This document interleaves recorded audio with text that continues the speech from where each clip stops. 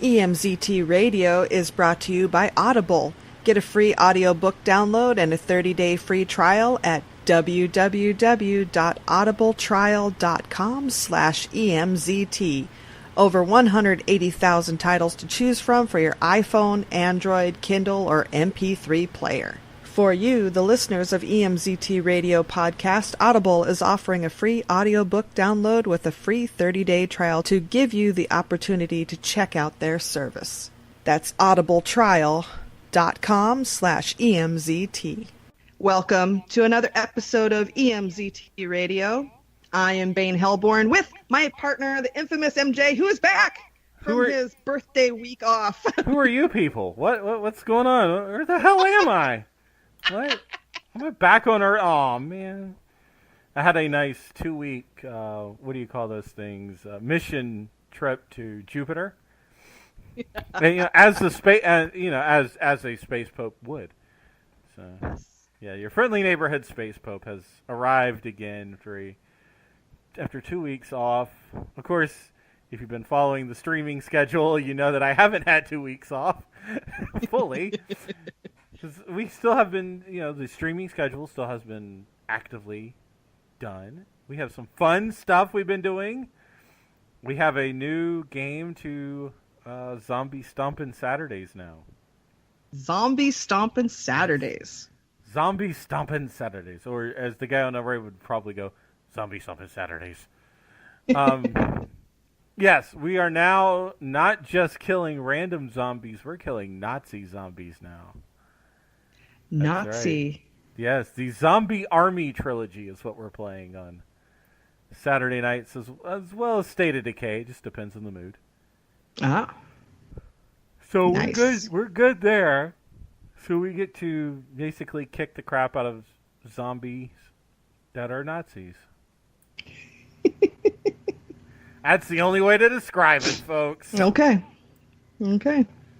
Red snow, sort of. Yeah. Or dead snow. Dead snow. Yeah. Dead snow. Sorry.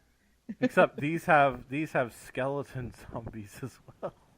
Skeleton zombies. Yes, skeleton zombies. That are the easiest things in the world to kill, especially if you're doing melee. But anyways, I digress. Oh, yeah. I am really happy. Speaking of video games, which I know we have a video game segment, but there is a new thing in the Creation Club for Fallout 4 called the Noir Apartment. It's Black Apartments. Yeah, no. The Noir Apartments. Okay. It's called that, but you get a storyline that runs kind of like Blade Runner. Oh. Yes. There is a synth that is, a synth courser, I should say, that's been sent out to kill 2 synths that just realized they were synths. And yeah, you basically have the option of picking up where he left off, or you can just let them go and run away.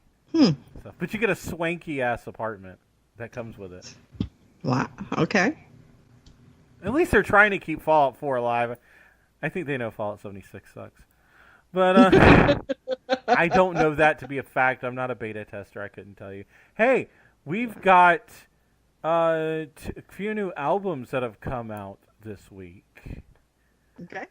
Lizzie Borden. I know a lot of you people that listen to us are fans of Lizzie Borden. They have a new album out called My Midnight Things. And Blabbermouth gives it an 8 out of 10, which is about normal range for a Lizzie Borden album. Hailstorm has a new album out this week, too. Oh, really? Yes. If you have not heard it yet, the big hit coming off of that will be Uncomfortable, I'm sure, which is their single right now. And I have forgotten the name of I think it's Vicious. There it is. Vicious. Okay. Yes. Their next single is going to be Killing Ourselves to Live. That's going to be the next single off the album. So, and our friends with Epica have finally released, and we've talked about this for a couple months. For those of you anime fans, this is a must-have. Epica versus Attack on Titan. Right. That's right. So that is a must-have for you anime fans. So there you go. That's what's going on in the world. We'll do a new segment here coming up in a minute. We'll do a couple other things coming up in a minute. I got something I want to play with Bane here for a second when we come back, though. I'm gonna get you to prepare you. This is what we call a tease. Think about your favorite horror movies that don't involve a jump scare. That don't. Radio. And we forgot to mention that we are having an interview with Alon Young from Indiegogo campaign PATRON, so do stay tuned for that. Right here on EMZT Radio. All right, people, let's move like we've got a purpose. Affirmative. Affirmative.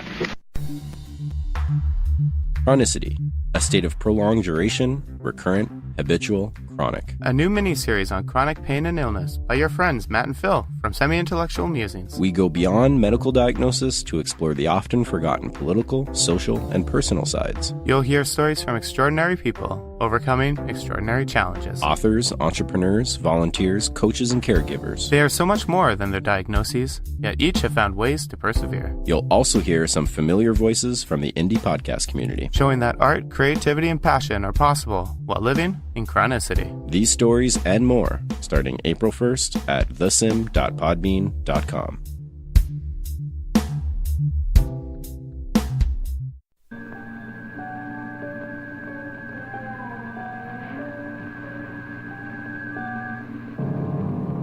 I've locked all the exits.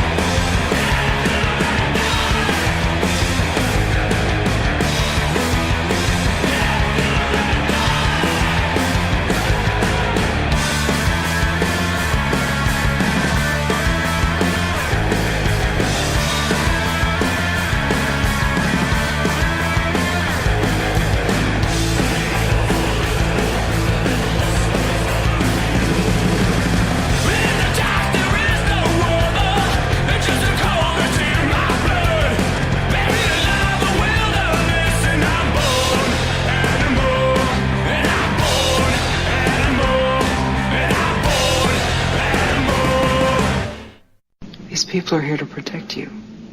They're soldiers. It won't make any difference. This is Luke and Wolf, and you're tuned in to the delightful darkness of EMZT Radio. Hi, everybody. Miss Starling here for Starling's All-American Lamb Chops. Have you thought about dinner tonight? I know I have. Usually, it's some cow, there's some chicken, and some pig roaming around somewhere. But have you thought about lamb? Lamb's all natural. It's all great. And plus, it ain't that bad for the environment like them nasty cows and them nasty pigs.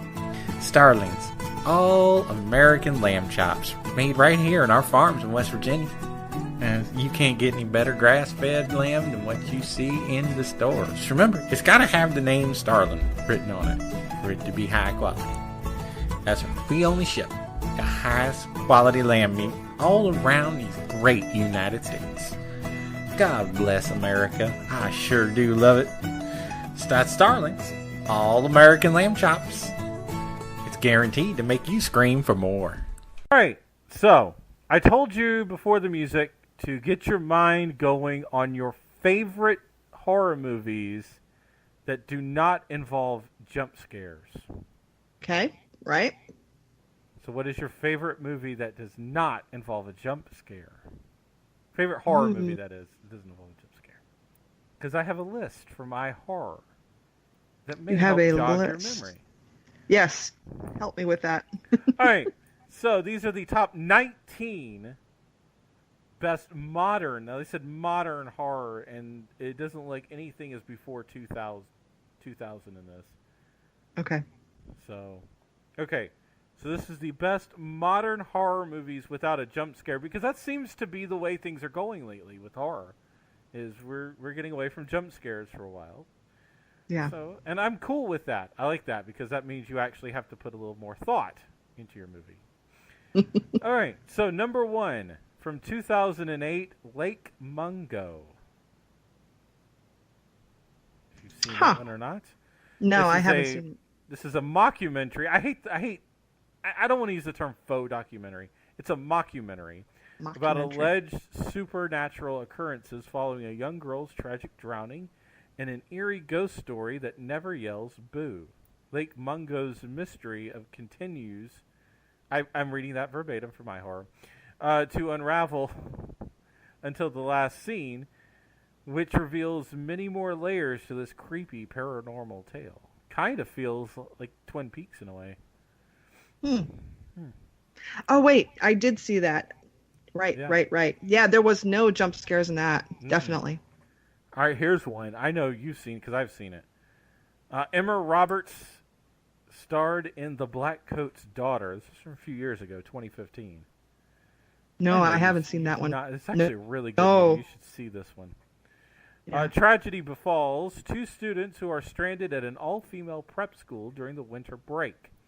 The Black Coat's Daughter is a slow, creeping infiltration of evil. Without delving into spoilers, the foreboding film does not reveal its true threat until it's already too late. This one will haunt you long after the credits. And it's true. It is probably one of the best psychological horror movies in the last 20 years. Okay. Hereditary. Right, there were no jump scares in that one. No jump scares on that one. We're not even going to go into this because we don't want to give away spoilers since I think it's still in theaters. No, it's just not. left theaters. Yeah. So, oh, here's another one, and this might be my favorite. It Follows. Right. It Follows. Nope. Never had a jump scare. Nope, it didn't. So that was a very much an interesting one. Okay, here we go. The Babadook. Right. Yep. No jump scares in that one either. No jump scares in The Babadook. Nope. One from last year, The Ritual. That was a really good one. Oh yeah, I've been watching that over and over again. I think I'm up to 6 or 7 times. It's a great movie. If you haven't seen The Ritual, you need to just put this podcast on pause right here and just watch that movie. Yeah, there was definitely no jump scares in that, and it's like in the background you can see something in the background. Mm-hmm. So yeah, but didn't jump out at you. Definitely. Another one that's becoming my favorite, and it's been out for a few years, but it's slowly becoming my favorite. It's really growing on me. The Witch. Mm-hmm. Yes, that had no jump scares either. Mm-mm. Right. And you know what's one of my favorites because it deals with the witches in the 1600s. So you know. Mm-hmm. Mm-hmm. All right, here's one I haven't seen yet because I don't have Netflix. Yes, I don't have Netflix, people. Hush. Right. Hush is very interesting though because it is a home invasion movie with no jump scares. Of a deaf woman. That's why. Yeah, basically. Yeah. Let's see here. The Wailing, 2016. I didn't see that. I haven't seen that one either. It looks good. Let me tell you about this one. A mysterious illness follows the arrival of a stranger in a small village, and police must figure out what's going on to save his afflicted daughter. So it's a zombie outbreak movie that's basically not a zombie outbreak movie. Okay. Interesting. I have seen this one. This one is not bad. It's not. It's not going to ever be up there as far as my top 10 horror movies of all time, but it was definitely will be in my top 50. A Dark Song. Oh yeah, yes, I did see that one. Oh my. That one probably will be in my top 20, but it's not top 10 quality, but it's top 20. Yeah, but there was no jump scares in that one either. No jump scares. Yeah. You didn't fucking need jump scares in that one. No, didn't need it. No. Tell you that much. No. All right, here we go. 2016's The Void. Right. That no movie jump was scares there. Creepy as hell. You know, that has gotten a lot of flack in some horror forums. People found it stupid. Well, it's really a movie that should have had jump scares but didn't. Yeah, it could have used it. It could have used a few, but it's still creepy. Yeah. It's still. All right. Yeah, no, I found it good. Here's the next one. Last Shift, which I have not seen. Right. Oh my God, it is so good. Rookie cop on the job. Yeah, it's they're closing down a police station before the new police station opens, and they have this rookie cop sitting on the last shift, and a lot of weird, bizarre shit happens. So it's basically there was Paranormal Activity without jump scares. Yeah, because it's just and the story. They just walk right up to you. There's no jumping out. It comes right to you. So how about this one? This one's all right. The Blackwell Ghost. I'm not 100% happy with this one. But I haven't seen that one. Let's move on to the next one. Yeah. Oh, this one is another one that's creeping up into my top 10. The Autopsy of Jane Doe. I still haven't seen it, so shut up. Okay. I will not give you any spoilers, but I just want right now, and I know they're listening, Jasmine and, well, Sarah. Mostly Jasmine, but Sarah too, thank you for recommending me this movie. That's all I'm going to say. I want to see it. No. Bone Tomahawk. I've not seen this one, but this looks like this would be fun. I haven't for me. seen that one. It's a horror western, so maybe kind of interesting. Which there's not many of those. Good Night, Mommy. I haven't seen that either. 16. A mother is often a safe haven for children. Good Night, Mommy immediately creates a sense of distrust and isolation by making the mother a suspicious character. Is she a doppelganger? Oh, this one. I've seen this one. I need to see it a few more times before I'm actually sold on it, but it's called Honeymoon. Oh, yes. Honeymoon, 2014. Yes. Yeah. Yeah, no jump scares in that. It's like, what the fuck? That's what comes out. Oh, here's another one that's creepy. I've only seen this one once. Gerald's Game. Oh my God. That was fucked up, is all I can say. Now, this is basically a Stephen King movie, so. Yes, it is. And number 19 is a very interesting one. The Orphanage. I haven't seen that one. I've seen this one, I think, once, twice, maybe. It's not... Everybody loves it. Everybody thinks it's one of the greatest supernatural movies of all time. But, I mean, it's like... kind of still on the fence about it. It does have a lot of tension in it. I'll say that much. So it's something I really enjoy. But I'm not going to sit there and say it's the best thing I've ever watched in my entire life. But it's a good movie. I'm not going to sit here and crap all over it. So there you go. There's the list. Okay. Anything jump out at you? Ah! Okay, let's go back to some music then. Here on the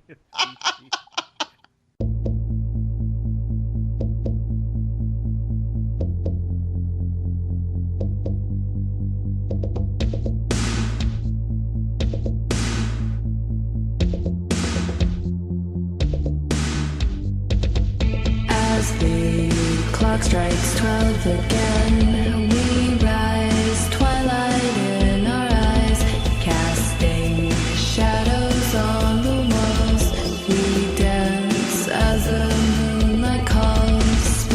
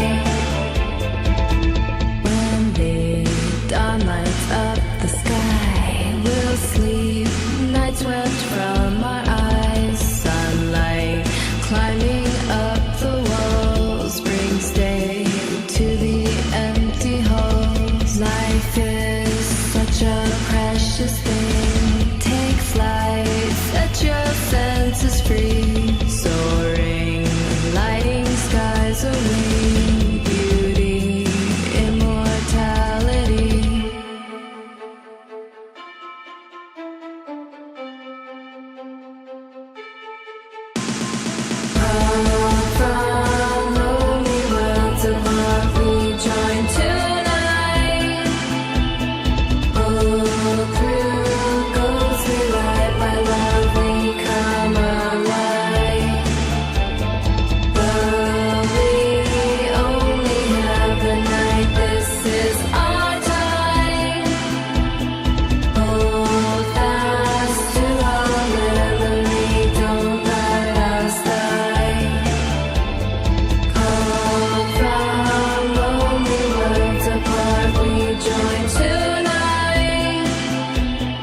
All through ghostly light, my love, we come alive. Though we only have the night, this is our time. Hold fast to our memory, don't let us die, don't let us die. I'd like to keep this handy for close encounters. I heard that. Hey everyone, this is Beaumont Bob from Bowling with Bobcat. You can listen to me live every Monday night at 10 p.m. Eastern at sfdradio.com, where I'm bringing you the best of the worst in cheap booze, talking bum wine, beers, 40s, malt liquor, and more. Always featuring the latest and greatest in the world of drinking and entertainment, along with some special guests. So come on down and take a ride with Bumwine Bob. If you can't be there live, you can always listen in the archives at bumwinebob.com. So sit back, relax, grab a drink, and enjoy. Cheers. Jesus is back with a vengeance. You've seen the passion of the Christ. Now behold his fury. Framed for a crime he didn't commit and left for dead. Jesus is back. American Jesus. Coming soon. The Horror Gaming Report brought to you by ThatTechShop.com. Head over right now to ThatTechShop.com and type in the code EMZT at checkout for 20% off of all items for PC, PlayStation 4, and Xbox.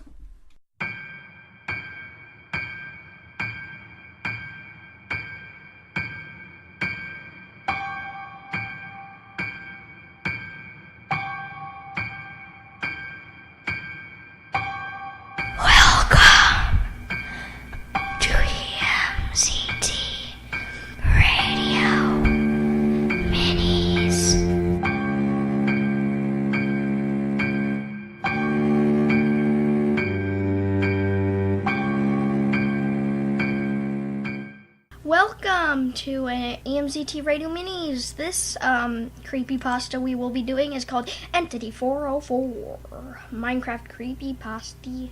Okay, tell us about Entity 404. Alright, he's a father of 3. 303. No, there's 2 and 1 also. At least I think there's 2 and 1. But yeah, Entity 404 is a white figure with red eyes. The original one was he was a dusty looking thing with a scythe, but I guess, years change. I want to say he was a type of was like a hacker or like an error, and I think Herobrine's still better than Entity 404 and a bunch of other stuff. But I don't really remember that much stuff of it. Usually my friends will try and just do random stuff until we find creepy stuff that happens in like caves. But I don't really remember that much stuff from Entity 404. Okay, according to this, Entity 404 is a stalker in Minecraft and the father of Entity 303. His real name is William Entity. 303 is his second son because his first son is named Gordon, died. He had a wife who died. Entity 404 is undead, and he doesn't have a very detailed appearance. His entire body is completely white, his scleras are pitch black, and his eyeballs are blood red. 404 expresses his emotions with his eyelids since he has no mouth. Apparently he helps 303 do stuff. Signs of Entity 404 being inside your Minecraft world include signs reading 404, Immortal Ender Dragon, gas endlessly spitting fireballs. He doesn't have any weapons normally, but if he does, he uses an iron pickaxe. Also supposed to be a scythe. He also says, pray to God that you'll live. Ooh. Doesn't speak much unless it's with his son. When he does talk to his victims, he uses the chat. Much like his son, he will appear in Minecraft at 4 a.m., usually to frighten players and sadistically taunt them. Ooh. Okay. This is pretty creepy. That's cool. The mouse is a Herobrine head. Oh, no, I guess. Oh yeah. That's cool. And then that's pretty cool. Oh, and when you click on says stuff, the it page turns does red. not exist. Oh my god. There's nothing here. Wow. Because look, it says, page does not exist. Oh, it's not 4 a.m. Oh, does it open up when it's 4 a.m.? Oh, I'm getting out of that. Don't want that to be a virus. That would be bad. That'd be bad. That'd be bad. So how did you find out about Entity 404? Okay, so way back when, Minecraft was very peaceful, except there was griefers. We used to talk about Herobrine, and Herobrine, Herobrine was very well known, the first creepypasta of Minecraft. And if there's any others, then you're a hack. Because the first creepypasta of Minecraft was the man named Herobrine. And his signs are like trees that have no leaves, just wood. And sometimes it will say like German words backwards or German words. But once we looked up new Minecraft creepypastas, we found Entity 404 and Entity 303. So we tried to do something with we broke our Herobrine spawner, which never worked. We were lucky, because once we learned what happens to your world and what happens to your PlayStation, it pretty much explodes. But yeah, we're lucky we didn't keep that up. So I don't know how to spawn Entity 404. So we just tried to do what his things were to do. So yeah, didn't work though. We were pretty scared actually, because apparently your PlayStation can actually fry if it works. Just like one YouTube video where this guy actually found Herobrine, I guess, and his PlayStation was actually smoking. Wow. Yeah. Like, it wasn't on fire, no, it wasn't on fire. Nothing was wrong with it the other day. It just, like, downright had a seizure explosion. Tried to kill itself. Tried to go like, oh, need to shut down forever. So, what else do you want to say about Entity 404? Don't spawn him. Dumb pieces, blocks. And, if you do it, I don't know what will happen. But if you really do, good luck. Don't say it was someone else that had you do it. Honestly, just don't do it. Bye-bye. This has been your boy, Boom Doom. And, you can go now. Bye-bye. See you later. Stay in school. Don't do drugs.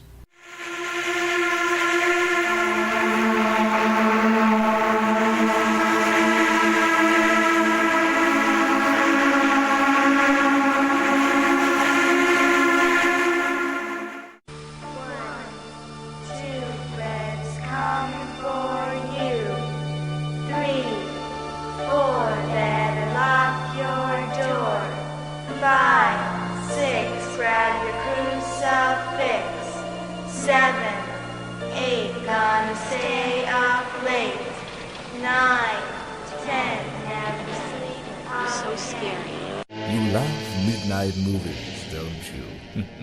But can you handle midnight movies 24 hours a day? Your death will be indescribable. Find out on Black Flag TV. The first viral television on the web. Black Flag TV is entirely dedicated to haunting horror, science fiction, and cult movies.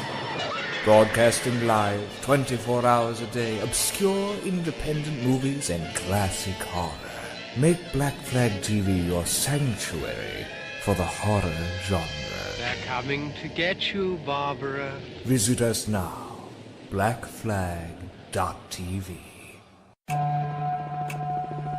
We have a series. Problem? Thought so. I don't dime anymore. You gotta tell me a problem. And I'll say no. You're gonna offer me money. I'll still say no. You're gonna appeal to my better nature. And I'm gonna say no. Because I don't have one. So I say, why don't we sit down, we'll enjoy a couple of beers, and then we can get you on your way. Jonas, this happened this morning. Lori, I have a contact. Oh, it's huge. It's pushing me. There's someone down here. Oh my God. They may have encountered the same species you did down there. It's a shark. It's a megalodon. Excuse me? I said. A megalodon. A living fossil. Thought to have been extinct over 2 million years. Wrong. A lot of people are gonna die if we don't find it and kill it. She's coming. Of course you'd think it's a she. It's a great day to go fishing. He's kidding, right?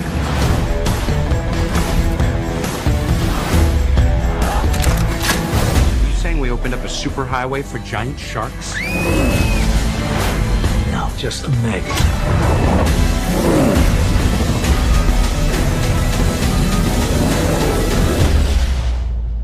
I'm gonna make this thing bleed.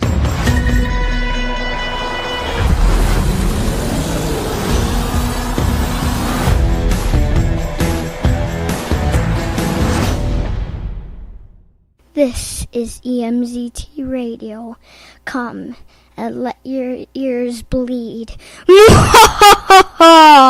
And we're back, and today we are talking to Alon Young from Indiegogo Project PATRON. Hello. Welcome, Alon. Hello. Thanks for having me. Hello. Thank you. Thank you so much for joining us today. It's a pleasure. And I just wanted to say, just a big thank you, obviously, for inviting me on to promote Patreon, but also for your support, because you guys have actually, I was just thinking about it today, you guys have been retweeting like Patreon from like the very beginning, I think. So yes, just really appreciate that level of support, and it's good. It's really good. So I'm happy to be here. Oh, you're welcome. Yes. Let's talk about Patron. This sounds like a really interesting movie. Yeah. Could you tell us a bit about it? Yeah, well, I mean, the way that we describe it in the pitch video on Indiegogo is it's Get Out meets Twin Peaks, and it's basically the story of this ambitious young girl who is trying to rise up the corporate ladder, and she goes for an interview with these two kind of very sleazy, faceless male interviewers, and it becomes apparent fairly quickly that they're not interested in her skills or her talents, and they're really just kind of they're basically just trying to break her down, and it's to make her servile. And what happens from that point on is that just when they think they've got the upper hand, she kind of unleashes her dark supernatural power, and all hell breaks loose. It's kind of, in a nutshell, that's kind of what it's about. Wow. And what inspired this story?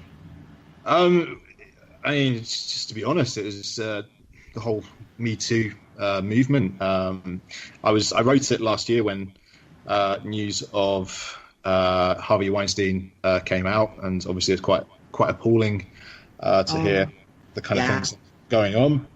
And I'm fairly new to the industry as well, and I just kind of wanted to put my best foot forward. And I just was quite appalled at the stuff that I was reading about, this industry that trying to get into. And yeah, I just kind of wanted to do something good as my first sort of official project. And so I just sat down and I wrote it, and then obviously it just became a bigger and bigger thing because it's taken a while to get the team together. So now obviously, like, the Me Too movement is, it's this huge global movement, and also that they're finding that it's this culture of sexual harassment has arisen in a lot of other industries that are not the kind of typical showbiz industries as well. So it's just kind of far-reaching, basically. That's certainly what.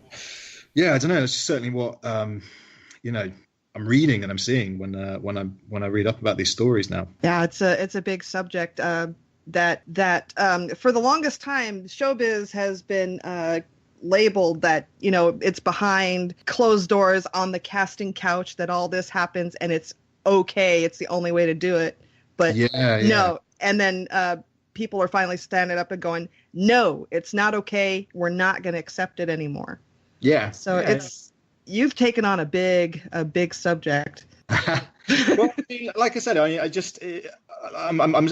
starting out, and I was quite disturbed at what I was reading and what I was seeing, and I really just wanted to kind of put, something positive out there, or send a positive message, like as my first project. And that was why it was important as well, because I think it's fair to say as well that, I mean, it's an issue that it's an issue not just for women but for men as well. Like, sexual harassment can obviously occur to men too. I mean, there was Kevin Spacey and Terry Crews, but I mean, it's predominantly been an issue with women. So I wanted to do a female character and kind of create this dramatic situation around the interview process. And but at the same time, it's really important for me to get a female voice on board. So I found Emily Haig, who is the producer and the co-director, and she also worked on the script as well, just to make sure that it had a female perspective, and that that we were just doing the character right, basically. And she's also very helpful in assembling a female crew as well, because I thought that was quite important. I just wanted to make sure that there was a female voice at every stage of the production, basically. Wow. And you're the writer and co-director as well. That's correct. Yeah. And you said you were doing something else? Producing as well. Yeah. Oh, many hats. many hats. Too many. Too many. Is this a feature film, or is it going to be a short film? There's definitely mileage for a feature. I think one of the conversations that I had with Emily was that this could be like a female falling down. I don't know if you remember the Michael Douglas film. Yes, right. She's kind of angry and frustrated at kind of all the ways in which a woman can be affected adversely by society as it is, and she kind of goes on a rampage. So there was always this idea for a larger project, but certainly at the moment this is just a short, and we're just going to finish this fundraising, and then we're going to look to shoot it next month. So it's all happening fairly quickly. And you're down to a little over 2 weeks left for the fundraising. Yeah, that's correct. Yeah. You were looking for £5,000, and you're up to 1,135. Nice. Yeah, it's gone. It's a lively campaign, and it's gone quite well. And just been really surprised at some of the sums that are coming in, because I don't know, this is my first fundraiser, and I was expecting a lot of small contributions to come in, but it's actually we've had a lot of people go for the associate producer perk, which is it's like over £100 basically. So I was quite surprised and obviously quite delighted to see that, because it just seems that some people feel very strongly about the project and have committed that kind of cash to it, really. So just been really humbled by what I've seen, and it's going well, and we've got a bit longer, and then obviously we might take the decision to extend it, because you can do that with Indiegogo. You can extend it for like another month. So we'll consider doing that too. But we'll just see where we get to in the next couple of weeks. Well, this is a subject that does need to be addressed, and I am looking forward to seeing how this turns out. So can you tell us about your cast? Yeah. Well, we've got Deborah Wild, who is a really talented actress, and she just kind of I mean, we had an audition with her. She sent us her audition tape, and then we had another interview with her like afterwards, and she just has the full range. And I really wanted this role for the kind of protagonist, Vicky Black, to be just kind of like a real showcase. So you got, this character is really bubbly, and then obviously quite vulnerable at one point, and then she kind of turns the tables and she flips and she becomes quite menacing. And I really feel like Deborah's got all that. She's just got this incredible range. So I'm really looking forward to seeing her do the full thing now. And then Jamie Lee Hill's just a really talented actor. And he's just he sent us his audition, and it was just this fantastic, like really layered character. He just added extra dimensions to the character of this kind of sleazy interviewer that just weren't there in the script. If I'm going to be honest, it was just additional stuff that he's put in, and I was just like, wow. So really, like, I think just sparks are going to fly when those two get together and we actually shoot on the day. So really strong cast. So I'm really happy with that. But yeah, so it's good. Okay.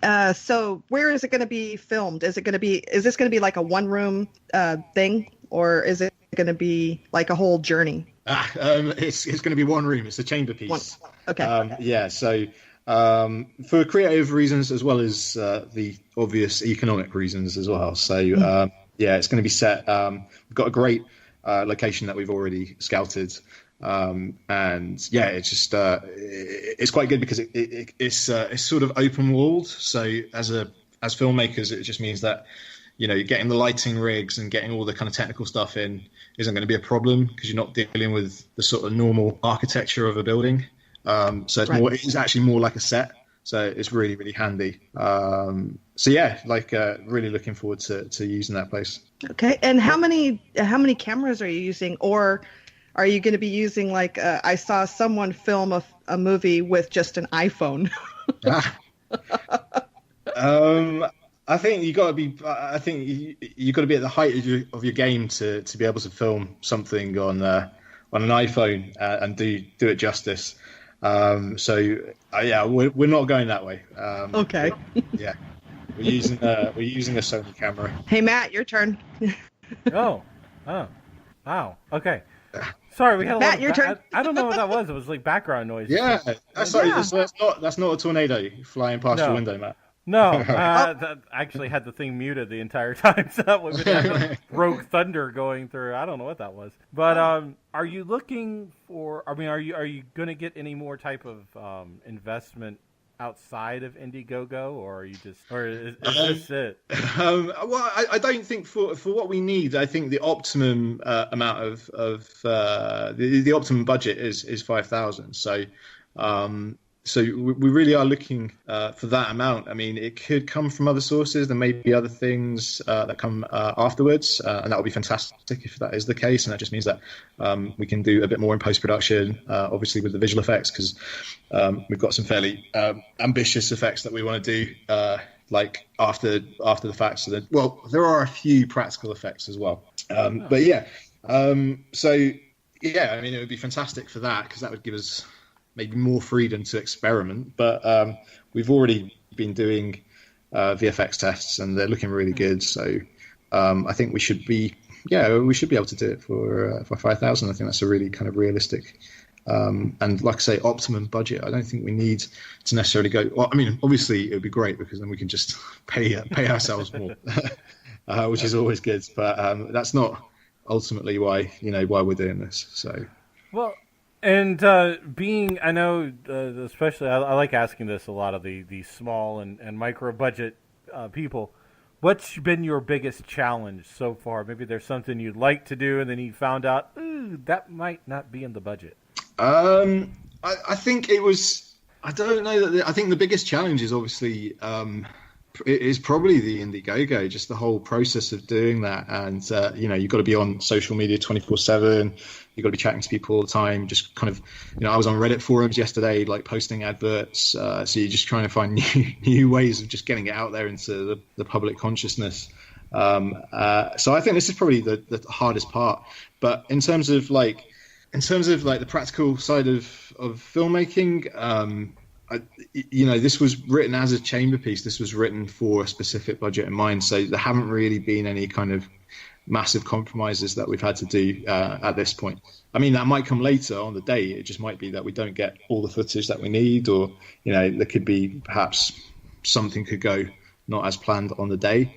In which case, we're going to have to think again and come up with a plan B. But it's all looking pretty good at this point in time. Oh, sweet. Now, what got you into movie directing and things of that nature? Just the pure escapism of cinema and of fiction generally. Like, I was one of those kids. I was just kind of away with the fairies, really, and just either reading books or just like watching, I don't know, everything Star Wars, Transformers cartoons, just sitting way too close to the television, that kind of thing. So it was always part of me, I think, and it's just been really good to actually sit down now and try and do it professionally. It's going well. Was there anything specific that made you look and go, okay, I think I want to do this for the rest of my life, or something like that, or anything that got you into certain genres or that nature? Yeah, I don't know. I think certainly on the sci-fi front, it was probably Blade Runner. That's hence my Twitter handle was Tears in Rain. It was just it was just that audio visual experience, just something. So it was just it was a complete world basically, and I got to kind of just disappear into it every time I watched it. So I love that. On the horror side, I think I've always really liked horror. And there are some examples, the one that's really stuck in my head, over the last couple of years, is The Witch. I don't know if you guys have seen that. Yes. Yeah. Which was just, I like the jump scares and all that, but I also like a real haunting piece. And that was just, absolutely chilling. And it was so tense, and it just kept building and building and building. So that really kind of left an impression on me, actually. So I really, really enjoyed that. And then I don't know, in terms of horror, I remember People Under the Stairs. I don't know if you guys remember that. Yes. Oh, yes. Yeah, I love that film. Yeah, it was so good. So good. And then, I don't know, there's one about voodoo with Bill Pullman. That's another one from my childhood. That was Serpent in the Rainbow. Serpent in the Rainbow. Yeah, I love that. Just the whole idea of being buried alive is just such a sort of chilling concept. So there are lots of horror movies. I think in terms of going forwards, in terms of the kind of things that I want to do, it's probably 50-50. It's probably 50% horror and then 50% sci-fi. And I kind of want to be able to go into both worlds, but also with my horror, really building up a sort of mythology. So there's a bit more kind of, I guess, Clive Barker with Nightbreed and Hellraiser. He really built a sort of mythology. It was horror fantasy almost, wasn't it? Yes. His style stuff. So I think I'd probably be going down, in the long run, that sort of route. So creating kind of horror fantasy films.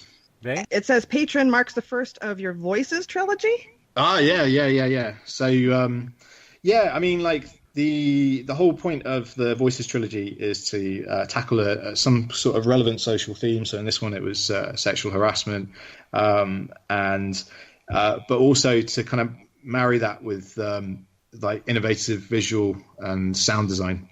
And so that's kind of the sort of concept behind the three of them, is to really kind of push how it looks and how it sounds, so that they don't look like your typical shorts. But yeah, they're all going to tackle kind of, I don't know, societal issues, but they may not be as, I don't know, they're not necessarily it's not beating people over the head with any of it though. It's just kind of it's an underlying theme that runs through all three of them. But at no point is it I don't know, is the intention to give anybody a browbeating. Yeah, like Dawn of the Dead was about commercialism. Oh yeah, with the shopping malls. Yeah.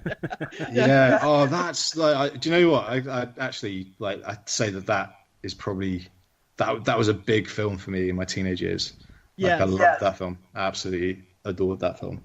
But yeah, like maybe in a similar sense, like there's a kind of underlying theme in Dawn of the Dead, isn't there, of kind of like conspicuous consumerism, and but you don't have to know that to be able to enjoy it. Personally, I didn't know that's what that was about. Well, I don't know that I did when I watched it as a kid, but then obviously as I got older and then I read about it, then I did learn that, and I was like, oh man, and then I watched it again and I was like, oh yeah, I could really see it at that point. So yeah.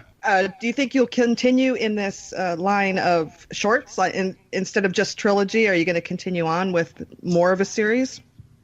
Well, you know, I've got a couple of features already written, and I've got a long form story as well, which is science fiction, which is like, it's long, it's really big, and there's a lot going on, and it's a complete world, and you know, it's just I love jumping in and working on that. So really, I think what the plan is to do 3 shorts and then get funding for a feature. Nice. Yeah. So it probably will be the Voices trilogy, and then after that, moving straight on to directing a feature, one of the features that I've written. Are you going to be taking these films to the film festivals? Oh, without a doubt, yeah. So yeah, we'll be going to we'll be submitting to horror festivals, and also to, I guess, like experimental festivals. Although I hesitate to use that term because I think it is like what we're doing is fairly commercial. It's just in the way that, say, I don't know, like we're using visual techniques, and say, you know, like Requiem for a Dream. Have you seen that? Yes. Oh yeah. Yeah, you know, the way that they use sound and visuals to kind of push the drama forward. Like, that's kind of what we're doing. So it's not experimental in a way that's kind of, I don't know, that kind of alienates people. It's experimental in a way that kind of pulls you in. Nice. Anything else, Bat? Well, if you got nothing else, Bane, I guess we hand him the floor and let him promote. Yes. Well, yeah, just you know, we've got just under or just over 2 weeks left, and you know, films like this they're quite unique and they're quite rare. Like, so they really do they really do need people's support and donations. So if you hear this and you like the sound of what we're trying to do, then please, you know, just come to our Indiegogo page and just fill it up, basically, until we've got enough to make it. But yeah, I guess that's it. Yeah. All right. I really love the perks that you have them all like strong female leading women who are strong and been like Ellen Ripley, Sarah Connor, Mulan. I mean, I found that really interesting that you did it that way. Well, I can't take credit for that. That's actually Emily, the producer's idea. But I think it's, you know, it's an inspired idea. I think it's really good, and it just sort of fits the kind of mission that we're going for with patrons. So yeah, they're pretty cool. Yeah, it totally fits. I found that so well done. Tell her she's brilliant.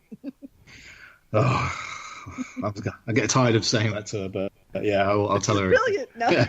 Well, you're brilliant too for taking on such a big topic. And yeah. So let's see, what else? Anything else you'd like to talk about? I mean, if you guys have got any questions, I'm more than happy to answer them. So yeah, it's your call though. But did we talk about how many days you're filming? Yeah, it's just one day. It's one day, but it's going to be a very long shoot because it's quite a long. I mean, it's not long in terms of, like, you know, I don't know, like a normal viewing experience is quite short, but for a short film, like, they tend to be under 8 minutes, and so it's a bit longer. It's like it's 14 minutes. So that's actually when you think about actually the setups that are involved on the day, like that's a really long shoot. So it's going to be we're going to be pulling out, you know, all the stops, and it's going to be over many hours. but it will be worth it. It will totally be worth it. Cause, wow, 14 minutes. That's like the shortest time I've ever heard. Even for a short film for like less than 30 minutes, somebody still did 5 days. Yeah. Wow. Yeah. So we're really going to be pulling out all the stops on the day to get it done. But again, that was kind of the way it was written. It was written as a chamber piece, so the number of setups in terms of literally getting the lighting rigs sorted and getting your camera in place is actually massively reduced because it is one scene. It is one scene that plays out. So we should be okay, but it's still going to be. I don't know. It's going to be grueling. It's going to be a tough one, but it'll be worth it. I imagine a 24-hour day on that day. Yeah, I try not to think about that at the moment, but it will be good. It will be good. Wow. So we've been talking to Alon Young from the Indiegogo project PATRON.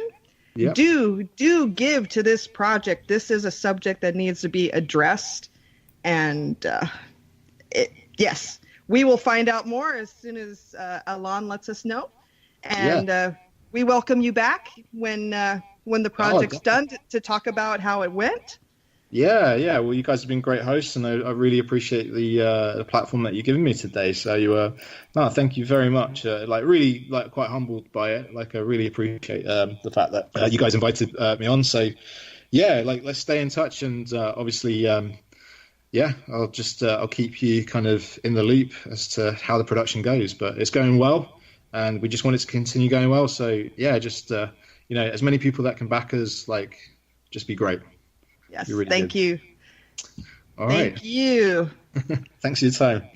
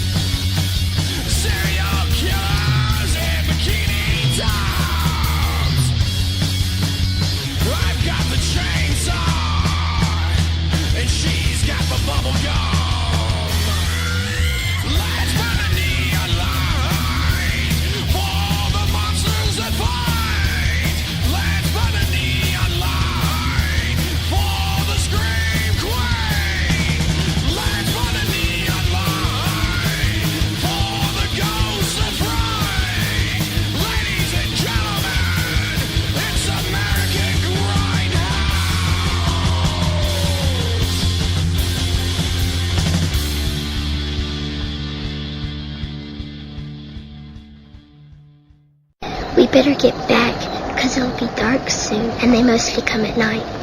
Mostly. Once you see him, you can't unsee him.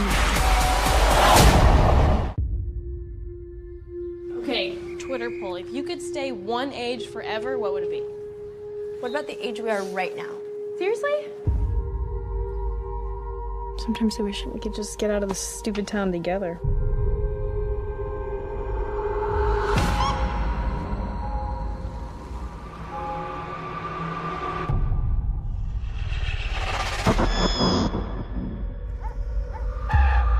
So what did the cops ask you? They wanted to know if she ever talked about running away. Check this out. Here is the last site she visited. Slender Man. He preys on innocent youth.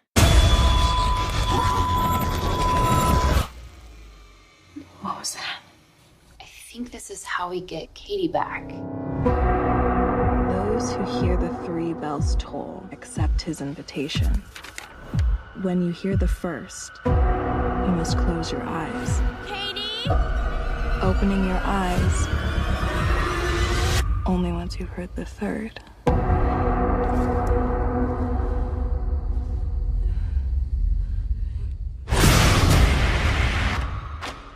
He gets in your head like a virus. Some he takes, some he drives mad. Once you see him, you can't unsee him.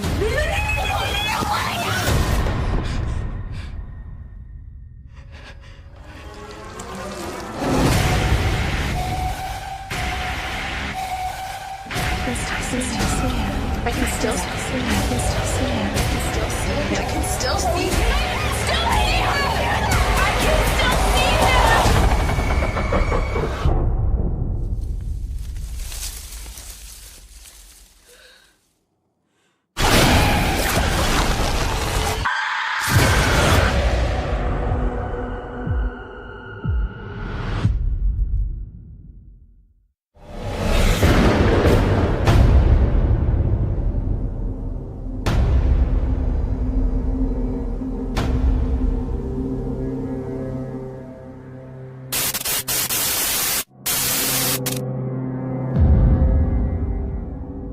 What's the problem? Where's Remy?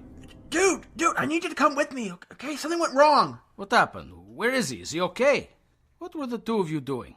We were up on the mall, kicking back and lighting up, just some weed. And then he got weird. He started shaking and he got real quiet. Where is he? I'm gonna show you. I'm gonna show you, fool. So, I hear you're leaving. I'm going to Texas. Texas? Why Texas? Because it's where my old man lives. My mom's boyfriend doesn't want me around, and Abuela is going into a senior housing unit. Those cowboys are gonna mess you up, man. I got my bow stick. I'll teach him how a samurai fights. A big wooden stick ain't gonna impress them. So, you told anyone at the dojo? Sensei Park? Yeah, I told him. Thought he might be able to offer me a place to crash 3 months till I'm 18. But Sensei Park didn't offer. Dude, he has 3 daughters? That Blanca gives me the eye all the time. Oh, you dream, fool. So, you're really leaving? I gotta go end of the week. Man, you gotta decide to stay. Tell your old man you're staying.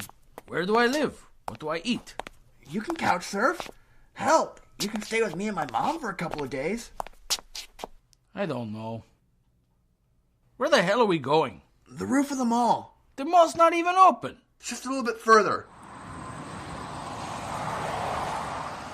Here, this is the ladder to the roof. This is the place you guys choose to light up? Yeah, Remy always gets paranoid. Climb this. Help me up. I got you, man.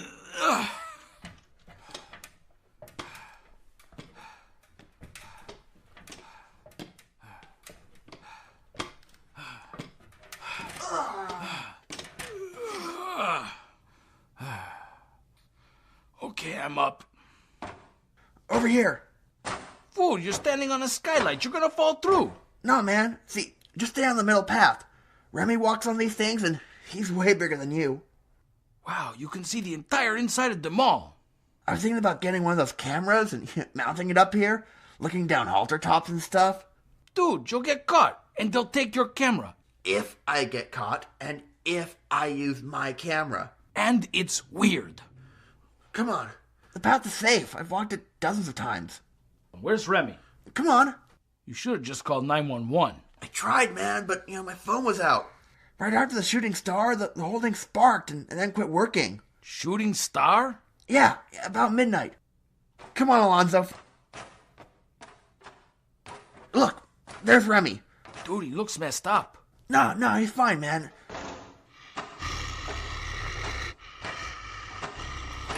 God, Remy, you smell. Maybe he puked.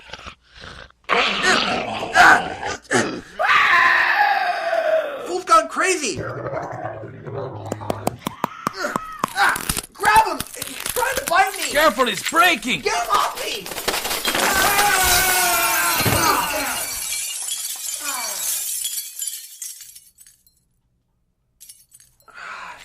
I can't move. Where am I? I can't see you! Don't move, dude! Your foot is caught. You're hanging off a cable from the roof. You're all twisted in it. I can't reach the floor. Dude, I'm on the floor. But it's not so good down here. Are you okay? No, man. Nothing works. I'm all broke, man. I can't see you. Your hoodie's over your head. That cable's holding it. What? Wait, I think some people are coming. Then have them cut me down, fool. Dude, Remy's getting back up. Oh, man, these people are all messed up. Just like Remy. No! God! Are you okay? Sal! Sal!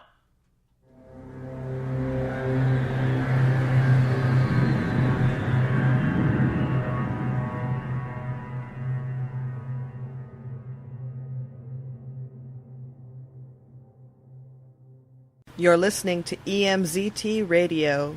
From 1428elm.com, Bruce Campbell is back on TV in AMC's new series, Lodge 49. Last November, it was reported that Bruce Campbell was filming a new AMC show, Lodge 49. It's set to premiere on August 6th at 10 p.m. On Twitter, Bruce Campbell had a message for his fans, quote, "New TV show coming. You should watch it. Why? You'll see," end quote. From The Hollywood Reporter was a review of the new Paul Giamatti-produced series on AMC, Lodge 49. In November 2017, it was reported that the actor was filming the show in Atlanta. He will be playing a character named Gary Green.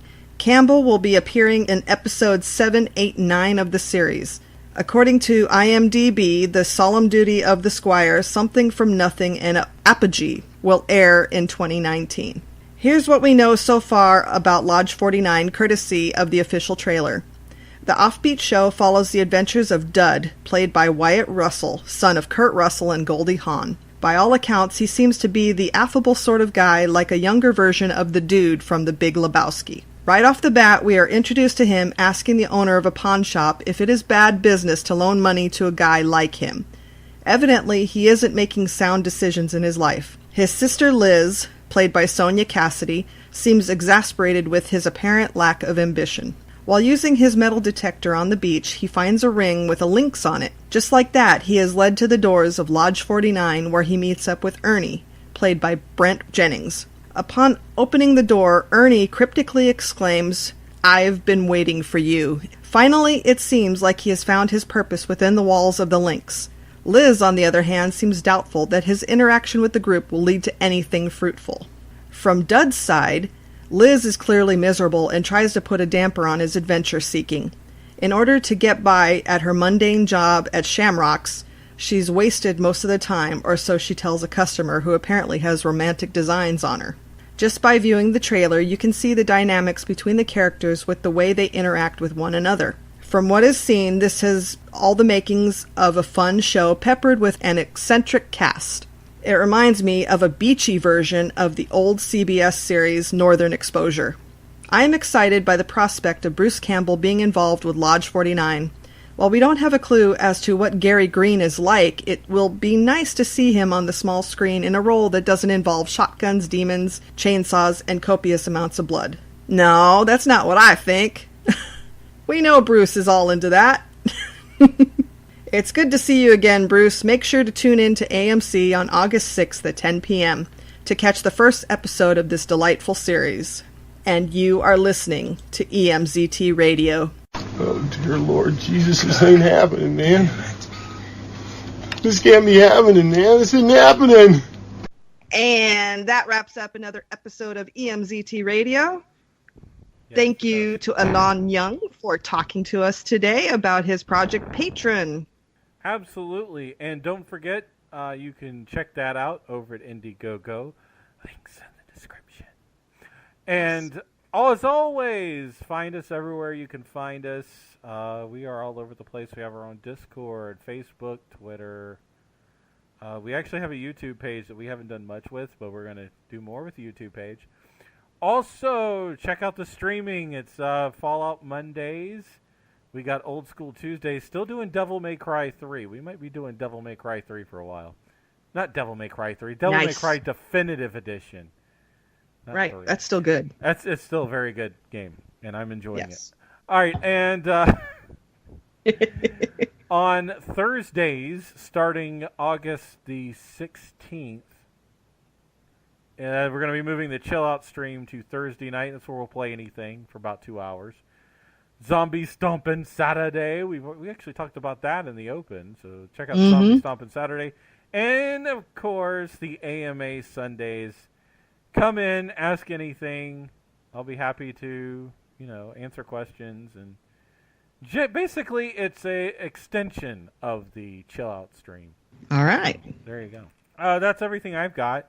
Oh, yeah. Calabrese is going back into the studio for their next album.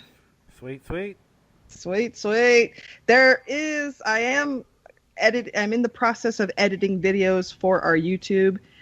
Sweet. Where Boom Doom has this thing. He's loving Minecraft tutorials, and we did it Halloween style in a Halloween world. So he's got a lot he talks about. Awesome. And we had some more unboxings and unbaggings as Boom Doom did one for a candy store, a local candy store.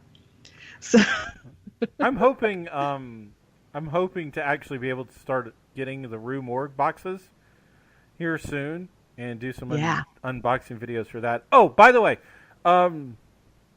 she did not ask for this, but I'm going to give it to her anyways.